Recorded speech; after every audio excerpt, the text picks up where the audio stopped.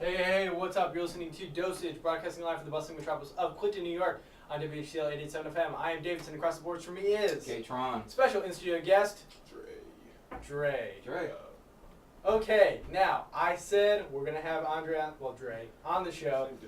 Same difference, whatever. Because, he was just spitting those pearls of wisdom on Twitter, and I was like, wow, for 120 characters, this guy's saying and thinking more than I do an entire day. I was like, wow, he's thinking deeply. And sure, he comes in the studio, I'm like, oh man, I hope the guy lives up to the expectation. Sure enough, we play the song. No offense, I didn't even listen to the song because I was playing in the studio, but this guy here is just dropping pearls of wisdom. But that's a philosophy major for you, right? Real talk. Real talk. Real talk, man. So we were talking about hair. Let's get in the general topic of hair. Okay, I was saying, I don't think we ever said this on the radio before, but I'm just gonna say it anyway. I was saying about how when it comes to me liking black women, there's only been one black woman with natural hair who I've ever been attracted to, and how that might be construed as a little bit messed up. And when I first came to Hamilton, I told to a lot of black guys, and yeah, it's a little bit messed up. And now I don't know. Dre's it's a natural. I disagree. I disagree with people sentiment that it's quote unquote messed up. I think everybody has their own their own thing, their own preference, and you can't be mad at that. It's just what kind of ice cream do you like? It really does come down to that kind of detail of what things you like to see on people that you're attracted to. You know? And what Dre was saying while we were playing the song, it depends on how you approach that ice cream. Mm-hmm. Pretty much. So I don't know. We were talking about the different. Of course, with each woman, would your approach be the same, regardless of the race of the woman? And I don't think so. And I don't even think even if you try to consciously approach each woman the same, I think when it comes down to it, subconsciously, you're gonna do it differently. Exactly. You might spend more time. Me being a black male, especially here at Hamilton, I'm gonna take my time and inch my way along with a white woman, with a black woman, not only because she's necessarily white, but because it's just it's more of a culture thing. It's more there's some steps you don't have to take because I'm black to black, white to white, Asian to Asian. Yeah, but then the question is, okay, let's say you got a group of black girls that dance, right? And you're into let's say, more than one. Okay. Okay.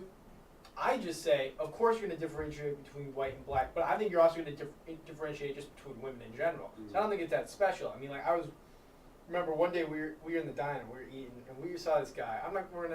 He's been a guest on the show, we're not going to mention his name, but you were remarking about how what makes his approach so special is that, this is true by the way, I think for any guy who is good with lots of women, is that he differentiated his approach and made each woman feel special. Yeah, he was totally focused on them. And I really think a differentiation, even within a group of women of the same race, is totally essential. That's true. It's it shouldn't be your game. That shouldn't be your game. That should be who you are, approaching women differently and treating, a woman like a woman. Oh, you mean and treating her as a person, as a being, instead of saying, having the sleazy pickup lines. Oh, God. No, honestly, but some girls like that. Some girls, no. It's if you do it, but if you don't love the corny pickup lines. No, it works for some. All right, it works for some, but they don't take it seriously. They're like, it's cute. It shows that you're interested in me, and then but that works. Yeah, but some guys they are honest about it. They are legit, throwing their all, throwing everything in. You see them and they mean it. They come up there, they're doing the lame dance, and they come up there and their whole energy is in delivering that garbage line. They deliver it and it just goes. Here at Hamilton, you're not sure if they remember anyway. We were partying too hard, the music's too loud, we're not paying enough attention. It's hard. It's hard here if you wanna impress a girl here. I don't know how you do that. I'm a junior and I'm still learning. I mean, how do you do what it? separates? But that's the thing though. That's what separates. It's those who kind of live comfortably from those who kind of try too hard. Is that I perfectly don't care. You know what I mean? There's certain things that you have to, that I feel you put energy into. See, this is the wisdom. And to chase after a woman is not one of them. I'm sorry. Unless you really care about her. True, but even then, you gotta let them go sometimes. Exactly. But Really? if you can't, I can't reach out for your hand if your back's turned to me. You feel me? Like it makes no sense. It makes no sense. Like it just if you're not interested, then I'm not gonna try to chase after you. It doesn't matter how much deeply I feel for you. Exactly. If you can't reciprocate, then there's no sense in doing it. Exactly. You know what I mean? And I wish for that straight sentiment right there about people letting go. It's okay to love somebody that you can't have, but sometimes like I wish people just would let go. Because ultimately, you're putting yourself in a rut, right? It's not even about them anymore. It's about you getting out of what you put yourself into. Yeah. It's not that they did something to you. Yeah, exactly. It's that you put yourself in that predicament. And you need to get out of it. Exactly, about unhealthy situation. Yeah, with yourself. Yeah. Unfortunately. Yeah, in a weird way. So how do you deal with that? You know, and that's why I appreciate great artists like Drake. Is like, you know what? I put myself in this situation, and I'm gonna get myself out of this situation. Yeah.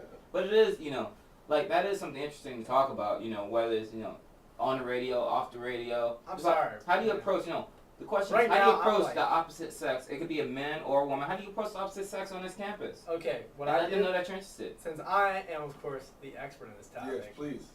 Please. Listen what you gotta say. Yes. I just go up and like my thing is okay. Honestly, I was gonna make a joke, and I'm like now I'm not gonna make a joke because you always spend so much wisdom. I feel like an idiot if I'm No, just make a joke. Come on. Okay. I did this thing when just because my mom whenever anything close to topic of the opposite sex comes up, you can tell there's a deep she has a deep shame core about it because her son is so inept at it.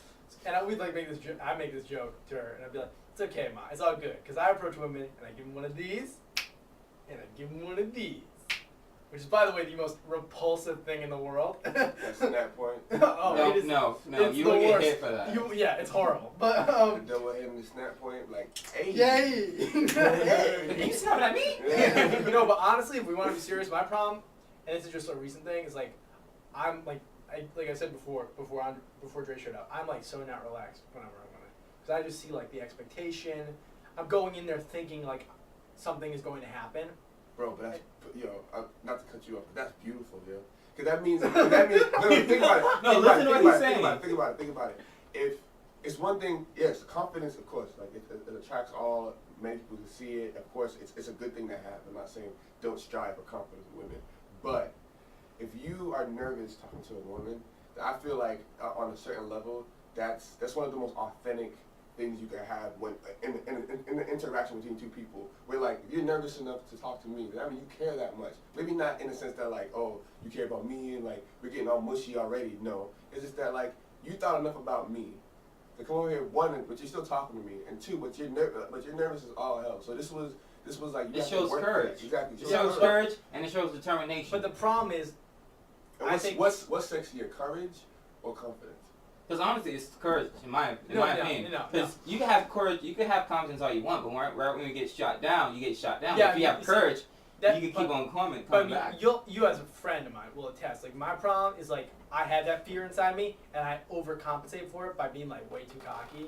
Mm. So I'm hey, but really inside I'm oh my god, what am I doing? That's really my problem. You can take so many different approaches to this. Yeah. You can take so many different approaches, and it belongs to you. Yep. Dre's swag won't work with me, and my swag won't work with you, and your swag won't work with me. I'll be trying to figure it out. Yeah, same here. I spent all the freshman year trying to figure it out. I was his roommate. I'm what? I don't know how trying does it at all. Don't. Dude, come on. No.